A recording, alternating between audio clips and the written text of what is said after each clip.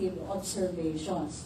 But for many years, if I were to make a quick survey of students outside of this auditorium, that is, students of engineering, students of music, students of mass comm, ang definition nila ng psychologist is somebody who studies mental illness, no? Or somebody who studies people who are emotionally disturbed. So, in fact, as psychologists, we know this is a mythical notion of psychology, although it was once partly true.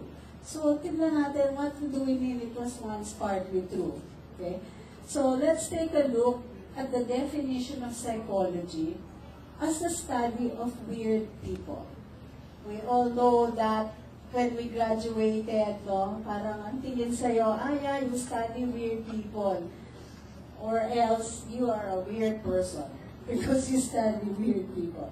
So, tingnan natin isang particular label na siguro lahat kayo na rinig na ninyo. No? Ito yung label ng hysteria. And interestingly, it comes from a Greek word which is hyster, no? Referring to the womb. It was the most common diagnosis, no? Which was labeled a neurosis during the time of Freud. And during that time, it was believed to have a sexual cause. That is, hysteria is caused by some problems with sexuality. And since only women had wombs, therefore, only women could have this illness. Therefore, the hysterical woman, that phrase, no, actually comes from the myth of Hysteria. So, it was a convenient diagnosis for many unexplained symptoms. So, yung paralysis na sinasabi mo, hysterical woman yun, no? I hope it's not your wife. It's paralyzed all the time. Okay. So, ano yung medical view ng hysteria, no? It was yet unknown, but it was believed that there were what we would call organic causes. So, organic is din galing sa katawan. Therefore, kung galing sa katawan, it would require physical treatments. And at that time, the usual physical treatment was electrotherapy. So, ano yung electrotherapy? They stick electrodes to the individual's body parts, so including if you're a male, the penis, and if you're a woman, your nipples. No? So those parts of the body were considered important aspects. Suffocation, they would put paper bags over the patient and prevent the patient from breathing until the patient would already be flailing wildly and say, ayoko na, of course in French. No? Beating with wet towels. So, nakalatag yung pasyente sa kama. They would get a roll of towels, wet it, and then start hitting the patient with the towels, with the belief, to a certain extent, that this settled the hysteria. And of course, the extreme therapies included ovarectomies. So, they removed the ovaries of the patients. Remember, they are often women. Or clitorectomy, which is, well, the word speaks for itself. So, you might wonder, ba't tinatanggap yung mga treatments na yan, during the 19th century? Kasi parang ngayon, iisipin mo, how could they get away with treating patients in that way? But when you think of it, in the 19th century, this kind of psychiatric treatment is just quite the same as cancer treatment in the 20th century. That is, it's painful and you don't really know what the benefits are. So, it's better than nothing still, no? So people engage in it. So, Freud believed at the time that hysteria was actually caused by psychological sources. Sa theory niya, as many of you know, it was due to traumatic childhood sexual experiences, and later by, more specifically called, a complex known as the Oedipus complex. Does everybody know what the Oedipus complex is? The Oedipus complex.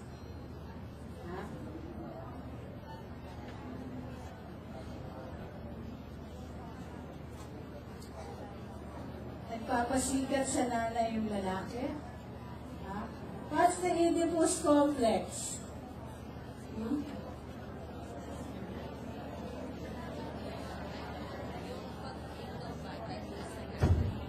So it's an attraction of the male child, no, to the mother. And according to Freud, it's a sexual fantasy, actually. So, the appeal of psychoanalysis, which was a treatment that was popularized by Freud, also known as the talking cure, no, may be partly due to being an alternative to painful medical treatment. So, pinakita ko earlier, no, ano ba yung medical treatment? Electrotherapy, suffocation, beating with wet towels. Si Freud, yung kanyang cure was the talking cure. So, pahihigain ka sa couch, no? Tapos magsalita ka, no? Kung ano yung nais mong sabihin. And when you have to make a choice between the two, having a clitorectomy, for example, or talking about your sexual secrets, for example, what you did with the driver, or, you know, wala, mas okay yata na pag-usapan mo na lang yung driver kaysa na yung magpa-clitorectomy ka, no? So, it was becoming a very popular alternative to the physical therapy that had been given by the medical practitioners, no? So, where are we now in terms of hysteria? It is held now that hysteria is not a disease that was discovered by medicine, but it is in fact a scripted social role. And it is a role that is adopted by patients who are, at that point in their lives, what we call very suggestible. This is the way by which they can find meaning in their lives.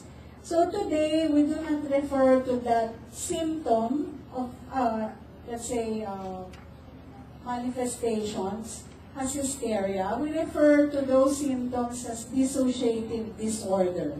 It is in fact a physical symptom with a psychological cause.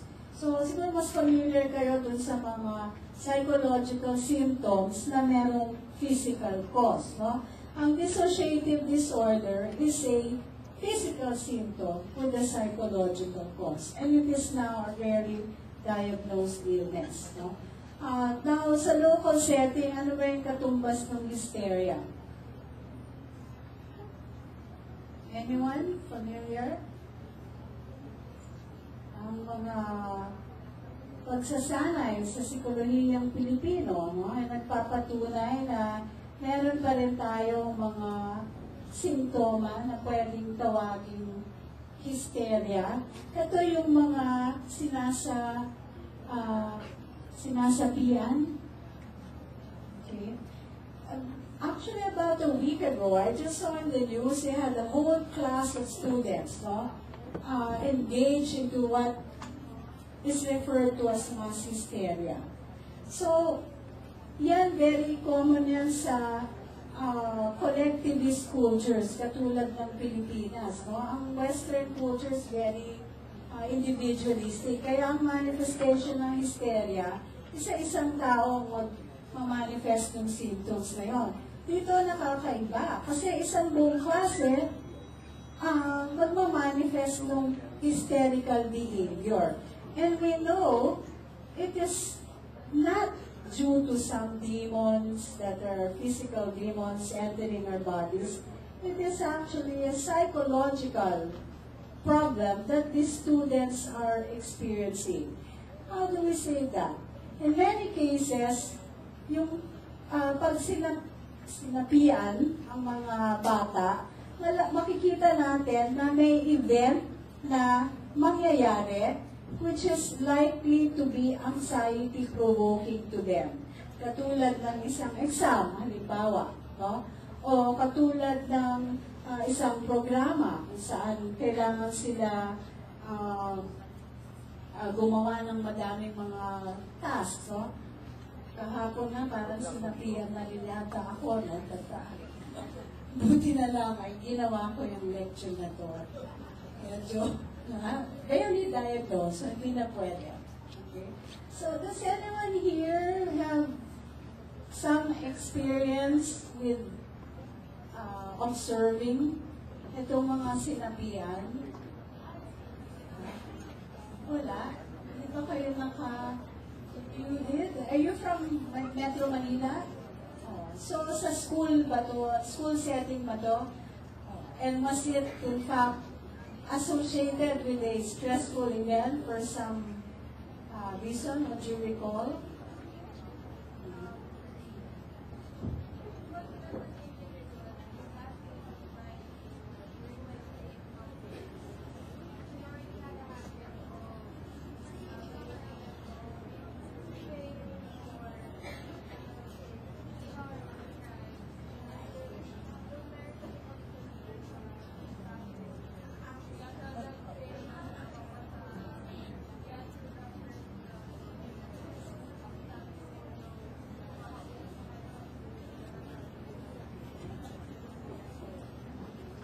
Yan yung local version ng hysteria, no? Dissociative, bakit dissociative disorder ang tawag dyan, Je?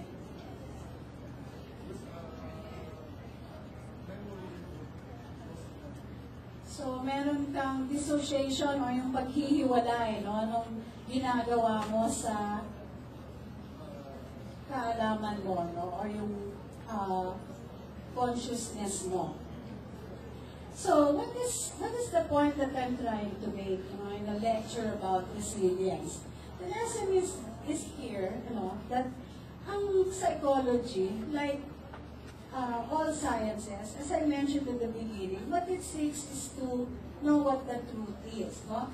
Kaya lang, ang mga natural sciences, halimbawa chemistry, when they seek the truth, mas madali itong malaman, kasi napaka-physical, napaka-concrete ng kanilang pinag-aaralan. Psychology is a little bit more difficult than that. And therefore, unlike chemists, physicists, or geologists, or engineers, when psychologists say something, and they let the public know about it, they can create what we call a cultural script. And a cultural script is something that is easily learned by ordinary people. So halimbawa, pag sinabi ko na ang hysteria na yan ay katulad nung nasapian, okay, ay hindi naman talagang isang physical disease, o hindi siya dahil sa mga demonyo na pumapasok sa ating katawan. Ito lamang ay ang ating natutunan, in our earlier experiences. And we accept it as that. So, what are the other cultural scripts that we have about psychologists and psychological topics? Ito nga yung mental illness. So, meron tayong related myth nga dyan, weird people study psychology. Pero isang lecture na naman yan, The earlier myth I said is that psychologists study weird people. But that's a myth. So, our purpose in, engaging in public lecture series is really to change these cultural scripts that are no longer appropriate for modern living. Or hindi siya sapat o tugma dun sa pamumuhay na natin ngayon. So, why do we have to change cultural scripts? Let's take a look at psychoanalysis. Surprisingly, it has survived Freud, even though he was one who talked about the Oedipus complex, sexual fantasies, and so on and so forth. It is, however, controversial now. And there are questions with respect to its being effective. So, natatanggal na yung cultural script na pag sinabi mo, I'm a psychologist, likely tatanungin ka, pwede mo akong i-psychoanalyze. Hindi na ganun kadalas yung tanong na yun, Pero, actually, just a little far back, as 5 years ago, madami pa rin nagtatanong, pwede mo ba akong i-psychoanalyze?